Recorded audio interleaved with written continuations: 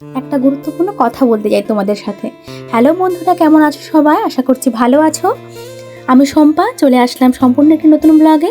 তোমাদের স্বাগত।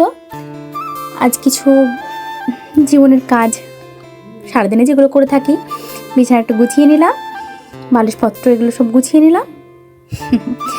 তারপর সকালে ঘুম থেকে উঠে প্রতিদিনের যেগুলো কাজ করতে হয় করলাম।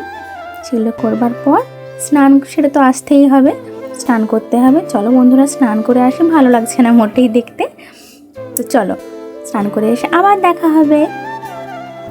চলে আসলাম স্নান করে, কেমন লাগছে চলো একটু ফ্রেশ হয়ে নিই, তারপরে আবার কথা হবে তোমাদের সাথে।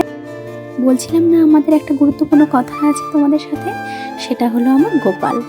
জানো বন্ধুরা, আমাদের গোপালকে ইচ্ছে ছিল খুব, গোপালকে মানে কাছে আনার, রাখার, হয়ে ওঠেনি। আমার দিদি আমাকে বলেছিল রসকুণ্ডুর মেলাতে গিয়ে, চল একটা গোপাল কিনে রাখ। কি হয়েছে, বনপ্রবন যে হয়নি, তো যখন দিন দেবে ঠিকই হবে। আমরাও ভাবলাম সত্যিই তো, একদম একদম কোল খালি হয়ে থাকার থেকে গোপালকে চান করানো, গোপালের জামা কিনে দেওয়া, গোপালের খাবার, গোপালের যাজন, গোপালকে ঘুম থেকে তোলা একটা বাচ্চার থেকে কোনো অংশে কম নয়। জানি না কতটা পারবো তাকে সেবা যত্ন করতে, তো চেষ্টা করব, তার করি যথেষ্ট। আমার হাজব্যান্ডও চেষ্টা করে তাকে একটু ভালো রাখার। জানি না নিজেদের মতো করে কতটুকু পেরেছি। সব কিছুই একটা বাচ্চা ছেলেদের মতো করতে হয় তার সঙ্গে। সত্যি গোপাল যেন একটা মানে, গোপালকেও যা করতে হয় একটা বাচ্চার পিছনেও তাই করতে হয়, শুধু একটু আলাদা। বাচ্চারা কথা বলে, গোপাল কথা বলে না, এটাই সব থেকে বড়। আর এটা দেখতে পাচ্ছ, এটা আমার হচ্ছে দাদার গোপাল। আমি আসতেই বৌদি বলল ওর পিসির কাছেই থাক, তাই দুজনকেই এক কাছে রেখে দিলাম।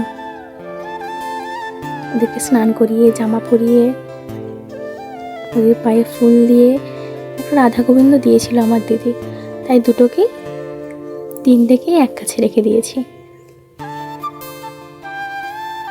আগে বাচ্চার জন্য মনটা কেমন করতো, এখন এখন এদেরকে নিয়েই দিন কেটে যায়। এখন অতটা আমার মনে হয় না যে এত কিছু, এত ব্যাপার, কত কষ্ট। তবুও কষ্ট হয়। এখন যা কিছু বলবার এদের কাছে বলি, কারণ এরা সবার কষ্ট বোঝে। যখন পরিবারের লোক মাথা থেকে হাত সরিয়ে নেয় না, তখন আর কিছু করার থাকে না। সবাই মুখ ফিরিয়ে নিয়েছে আমাদের কাছ থেকে, জানো। কিন্তু এই গোপুসোনা আমাদের কাছে একমাত্র ভরসা। এরা আমাদের সাথে থাকলেই সব কিছু। চলো বন্ধুরা, কালকে দেখো এগুলো ভিজিয়ে রেখেছিলাম না, এইগুলো তাকে দিয়ে আসি, সে খেয়ে নিক, খেয়ে নিয়ে কাজে বেরোবে। এই যা, ভাত চাপিয়েছিলাম ভুলে গেছি তো, চলো তাড়াতাড়ি যাই। যা, মন নিভিয়ে গেছিলো। যাই হোক, ভাতটা চাপিয়ে দিয়েছিলাম, তোমাদের সাথে কথা বলতে বলতে ভাতটাও আমার হয়ে গেল। ওকে বললাম যাও তো বাজার থেকে গিয়ে একটু শাক নিয়ে আসবে। ও রীতিমতো চলে গেল বাজারে, গিয়ে শাক নিয়ে এসেছিল। শাকগুলো বেছেও নিয়েছিলাম। আবার একটা তোমাদের সাথে নতুন ব্লগে দেখা হবে। হ্যাঁ, টাটা বন্ধুরা, আজকের মতো।